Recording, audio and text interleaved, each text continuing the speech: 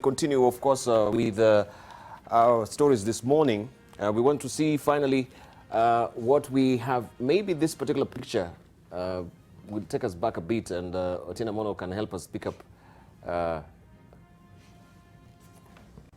where this was and when. If you can remember this, this is Mzee Jomo Kenyatta and Justice Miller. Dibal, I might look old, but not old enough to remember such a picture.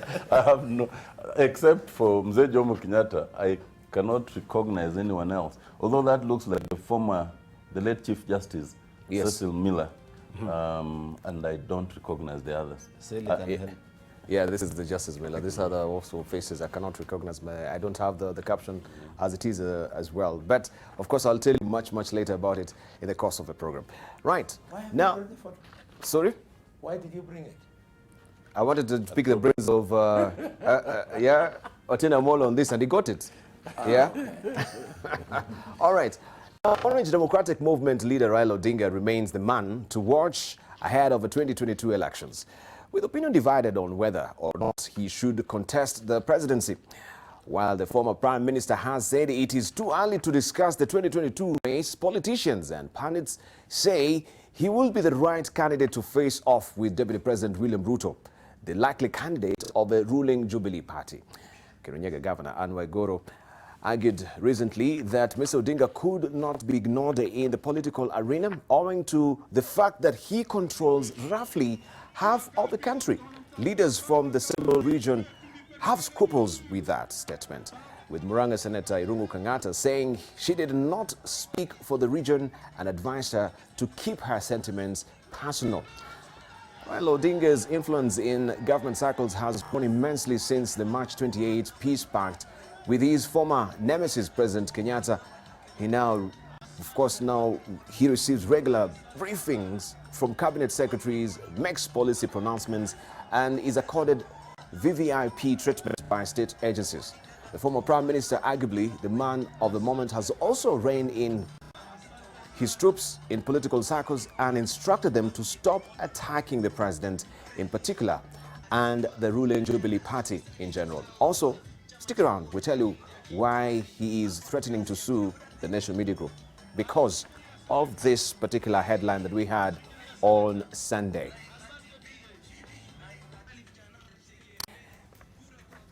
And of course, we want to hear from Otiende Amollo this morning, especially on this particular ticklish issue on the headline at the front page of the Sunday Nation. Otiende, we got a letter or demand letter, of course, from Raila's lawyers. They're saying they're threatening to sue because of this particular headline. Why? Yes, indeed. And you might add that that's Raila's lawyer is myself. Yes. I think the headline for Sunday, you want to contrast it with the headline for today. I think the headline for today is reasonable. The headline for Sunday was misleading. And the distinction is this. The headline for Sunday claimed that at a funeral in Game, Raila actually said that he's going to vie, which is not true. And which is why we even urged that in whatever language, the reporter who reported that should have been able to play, and we still demanded that he actually plays what is it that he believes constituted that statement. Because I was at the funeral, it was not there. Now, the headline for today is different because it speaks to why some people think that Raila should be the man to watch. There is an important distinction there. It is okay for anyone to speculate and urge you to vie or to urge you not to vie. But it is different when then you say that you have declared that you're vying, and that is the importance of that difference. Now, I think papers should, and reporters generally, should try as much as possible why they want to sensationalize stories, why they want to draw their own conclusions. They must be much more careful in terms of what they say. Say what somebody said, then draw your own conclusion. But don't say what somebody has not said because you want that conclusion to be drawn. I think that is important. But speaking on this one, I will not go further than that because, as we know now, it has assumed some more formal sense. And I imagine that the reporter will be filing his story to demonstrate why he believes that that is what Raila said. I can tell you I was there and he did not say any such thing. He did not say anything like this? Okay. Let's see maybe the reactions from Eseli as well, as far as this is concerned. You know, media plays a very important role in society. And one of its roles is shaping public opinion. And I think here the media has kind of gone out of its way, and I think I would say its way out there, trying to shape public opinion by what they are portraying now vis-a-vis ODM and Raila. Because I would say that for me, I would advise Raila to take a week's break, step back, and look at things objectively. Because as matters stand right now, ODM, under leadership of Raila, has kind of alienated their previous partners and gotten new partners who the new partners are also reluctant, not that they have not come as a whole, they are reluctant. So I don't know the issue of saying that he's the person to beat in the next election is true or not true, because by recently, how do you say, the immediate past conduct of ODM has actually alienated many of their partners. So I don't know whether you say he still controls half the country, whether it's true or not. So I think it's time for Raila to take a week's break, step back, and observe the scene before. So you think that is purely hyperbole? It's a media thing. That's why I was saying media shapes public opinion. And they're trying to shape public opinion in a certain direction, which might not necessarily be true. Aaron Cheruiyot, do you think this is a hyperbole? No. You see, Debal, what is shocking and is a level of intolerance towards the media by a man who has branded himself as a champion for democracy. You know, I looked at that story and I imagined another politician, say, let us pick William Ruto, for example. Out of a week which has 7 days, William Ruto is on the headlines about 5 times every week on this same nation. 4 out of 5 times, the stories that are covered therein are not factual to the extent of how they've been reported. But I have never seen him take the kind of action that Otiende is advising his client to take, trying to sue the Daily Nation and saying, if you do not retract that story within, I don't know, Otiende gave you how many days, I'll be taking legal action against you. What's the nation's policy? Because this guy is suing you, and you have him here. We'll come to that. Tolerance. Yeah. It's about the tolerance that I'm saying Raila doesn't have. You know?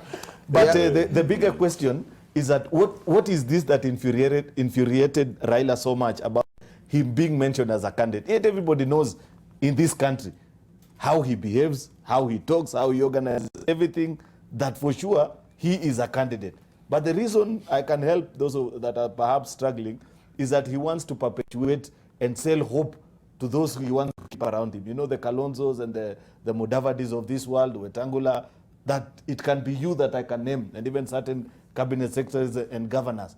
You know, there is this stature that he wants to keep. And therefore, if you burst his bubble, the way the story in the Sunday Nation did, it spoils for him. Then people begin to realign. You've just had Eseli speak, and that is the thinking about many of the people who are carrying this idea that perhaps Raila may endorse them, you know, when such headlines come. Therefore, it leaves him in a very awkward situation. But to me, 1, in terms of his behavior, 2, even past public pronouncements about the things that he has said, oh, you know, that this current strategy that we have taken, it doesn't mean that we have surrendered. It's just a change of tack. Raila has said it. His own deputy. Are you forgetting that Joho is Raila's deputy in ODM as a party? He went to, was that Busia or where? Busia and Vihiga. And said the same thing. That Baba has said, don't worry, we haven't quit this thing. Even on Saturday, when they were in Turkana, yes, during the Turkana festival. That is exactly what Junaid said. So I don't understand all this infuriation that ODM seem to be having about it being revealed The only thing that I can say that the reason why they are mad is because it bursts their bubble and it exposes them for who they are, political fraudsters who are selling hope to each and every person, saying that please do not move far, do not interact with so and so, you are our candidate. So when you reveal it, of course, they are bound to complain. Yeah. So, Oboni Halwale, you think actually this, as Aaron is putting it, will be spoiling the broth for Raila Odinga? Or maybe that's the perception? I don't know why we are belaboring the obvious. Yeah. The two candidates. We're belaboring because we've been threatened to sue and they're going full steam ahead He to wants sue to us. sue. We will be there. We will be there. We will be the witnesses to give evidence that indeed Raila is a candidate. Yes. So the race for 2022 will attract a lot of people. It's a fact. But at the end of the day, it will boil down to a race between Raila and Ruto. I mean, it doesn't require any intelligence for you to realize that Raila has not denied, not in this story, not in the Sunday Standard story, I mean, not in the Sunday Nation story, that he is not going to run. All he's saying, very loudly, is that it is too early. So which means, although he's going to run, but he doesn't want to talk about it now. So it's a matter of time. It's a matter of time. No, but we should keenly look at what actually how they've referenced this particular letter. This is from Otiende Amollo. Of course, they say this is a letter.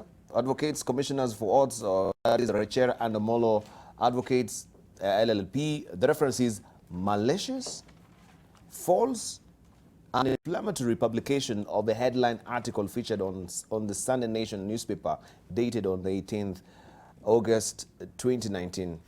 That is our client, Honorable Raila Odinga. Malicious, false, inflammatory. Otiende, will tell us what is so inflammatory? Otiende, I had not concluded. Until such a time you do Kenyans the favor you did when Uhuru was quoted speaking in Kikuyu to the faithfuls at Kasarani, where you played his clip and an interpretation is made, until you do the same to Raila on what he did when he was in Nyanza, i.e. the reporters told us, speaking in Dhuluo, we would like him to go word by word and people to interpret for us.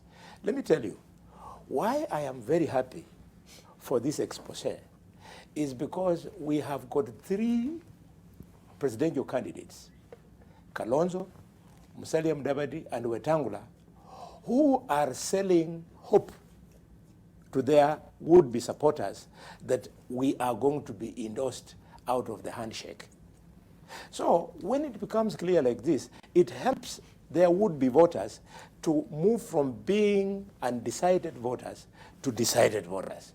By the way, one of the recent opinion polls, and don't ask me to publish, shows that 30% of Kenyans, if one was to vote today, are undecided, 30%, because some people are selling a narrative of I'll be endorsed.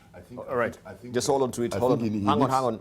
We'll circle back. Wait out of that discussion. What? He's not waiting to be endorsed, and you are very aware. He's one of the partners who are alienated, so he cannot be waiting to be endorsed. What is not waiting to be endorsed? Do you want me to respond? You'll respond when we circle back from the break. Okay, just a moment. Just a moment. When we circle back from the break, first we pick up on it, and you'll tell us that Wenda is not waiting to be endorsed. Also, you'll clarify where the inflammatory statement is all from the Sunday Nation as well. On the other side of the break, don't go away.